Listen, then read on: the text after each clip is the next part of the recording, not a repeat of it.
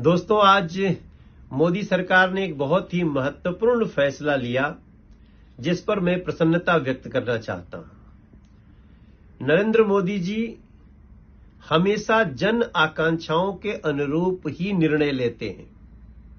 वो सही में जनता के, आम जन के प्रधानमंत्री हैं। ऐसा उन्होंने कई बार सिद्ध किया है। आज 30 अप्रैल 2025 को कैबिनेट ने एक बहुत ही महत्वपूर्ण फैसला लिया कि अगली जनगणना में जातीय जनगणना भी शामिल रहेगी। ये बरसों से और कई तरह से इसकी मांग हो रही थी, जिसको नरेंद्र मोदी जी की सरकार ने स्वीकार कर लिया है।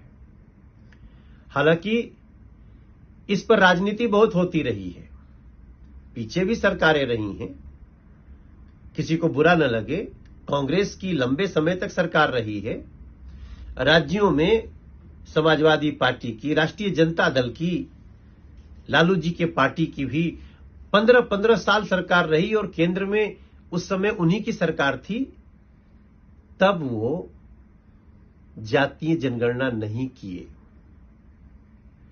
आज नरेंद्र मोदी जी की सरकार के कैबिनेट का फैसला आया और मैं समझता हूं देश के प्रत्येक उस व्यक्ति को जो राजनीतिक गतिविधियों में, केंद्र सरकार के द्वारा लिए गए निर्णयों में इंटरेस्ट रखते हैं, उनको इस बात को बहुत अच्छे से समझना चाहिए और लोगों को बताना चाहिए। आगे जो जनगणना होने वाली है उसमें जातीय जनगणना भी की जाएगी और इसके कारण सही मायने में पिछड़े लोगों को, पिछड़ी जातियों को, जो हाशिए पे लोग हैं, उनका सही अनुपात में उनके साथ न्याय होगा। अब सवाल उठता है कि जिनकी पहले सरकार रही उन्होंने क्यों नहीं किया, वो केवल बात ही क्यों करते रहे। वो बात भी तब करने लगे जब मोदी जी की सरकार बनी। तो मोदी जी बड़े आराम से सबको सुनते रहे और आज खासतौर से, चूंकि मैं दिल्ली का सांसद हूं लेकिन बिहार का एक निवासी हूं, बिहार में आने वाले समय में एक बहुत बड़ा निर्णय लेना है बिहार को।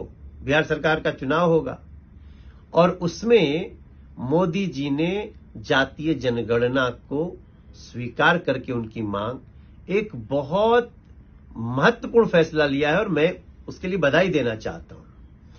मेरा पूरा विश्वास है कि इससे आगे आने वाले समय में रिजर्वेशन हो, सरकारी नौकरियां हो, इनमें सही ढंग से हम समानुपात में निर्णय ले पाएंगे और इसके लिए नरेंद्र मोदी जी को जितनी भी बधाइयां दी जाए, मोदी सरकार को, एनडीए सरकार को जितनी भी बधाइयां दी जाए वो कम होगा, क्योंकि मोदी जी लोगों की सुनते हैं और उसके बाद ही निर्णय लेते हैं।